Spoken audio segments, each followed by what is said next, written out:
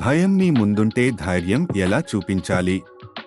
పావురాన్ని కాపాడి ధైర్యం నేర్చుకోండి అనే ఈ అద్భుతమైన కథలో అరవింద్ తన భయాలను ఎలా అధిగమించాడు మరియు పావురాన్ని ఎలా రక్షించాడు అనేది చూస్తూ ప్రేరణ పొందండి.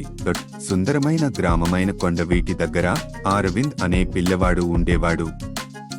అరవింద్ తన రోజును కథా పుస్తకాలు చదవడంలో గడిపేవాడు. వీరుల కథలు, ధైర్యవంతుల గాథలు అతనికి ఎంతో ఇష్టం. అయితే అతను ఎప్పుడూ సవాళ్లను ఎదుర్కోవడానికి సిద్ధంగా ఉండేవాడు కాదు. ఒకరోజు సాయంత్రం అరవింద్ సరస్సు పక్కన ఉన్న అడవిలోకి వెళ్ళాడు.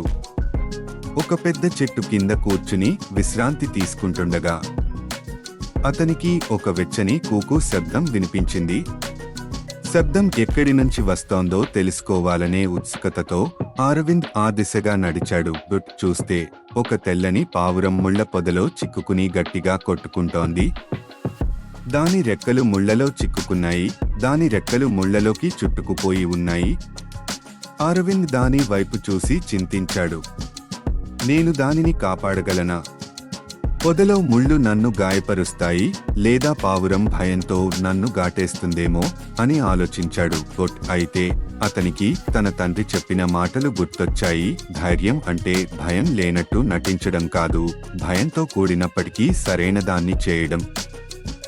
అరవింద్ దీర్ఘ శ్వాస తీసుకుని నెమ్మదిగా పొద వైపు అడుగులు వేశాడు. నీకు ఏమీ జరగదు చిన్న పావురం అని చెప్పుకుంటూ ముళ్లను నెమ్మదిగా తొలగించడం మొదలుపెట్టాడు. అతని చేతులు కొంచెం గాయపడ్డాయి, కాని అతను ఆగలేదు.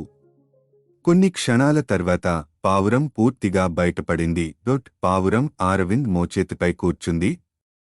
దాని కృతజ్ఞతగా మెల్లగా కూయగా పావురం మెరుస్తూ స్వర్ణకాంతి వెలుగుతో ప్రకాశించింది. అరవింద్, నీ ధైర్యం మరియు దయ నాకు రక్షణ ఇచ్చాయి. ప్రతి మంచి పని నీకు ధైర్యాన్ని పెంచుతుంది అని పావురం మేలైన స్వరంలో చెప్పింది. ఆ పావురం మెరుస్తూ ఆకాశంలో ఎగిరిపోయింది. వెనుక కాంతి చారలు వదిలింది. అరవింద్ తనలో ఒక కొత్త ధైర్యాన్ని తనలో గుర్తించాడు. తర్వాత రోజుల్లో అరవింద్ ధైర్యంగా ఇతరులకు సాయం చేయడంలో ముందుండేవాడు.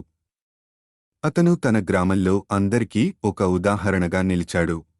ఈ కథలో అరవింద్ మరియు పావురం మనకు ఒక అద్భుతమైన పాఠాన్ని నేర్పింది. ధైర్యం మరియు దయ అనేవి జీవితానికి ఆత్మవిశ్వాసాన్ని ఇస్తాయి.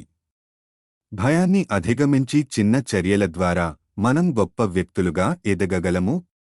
ప్రతి సవాలు ఒక కొత్త అవకాశంగా మారుతుంది. ప్రతి మంచి పని మన ప్రపంచాన్ని మరింత మంచిదిగా చేస్తుంది. ఈ కథ మీకు నచ్చిందా? మరిన్ని స్ఫూర్తిదాయక కథల కోసం కిడ్స్ టూన్స్ గెలాక్సీని వీక్షించండి. లైక్, సబ్స్క్రైబ్ మరియు సెట్ చేయడం మర్చిపోవద్దు. స్ఫూర్తి, ఆనందం మరియు కొత్త కథల కోసం మా ఛానల్ను వీక్షించండి.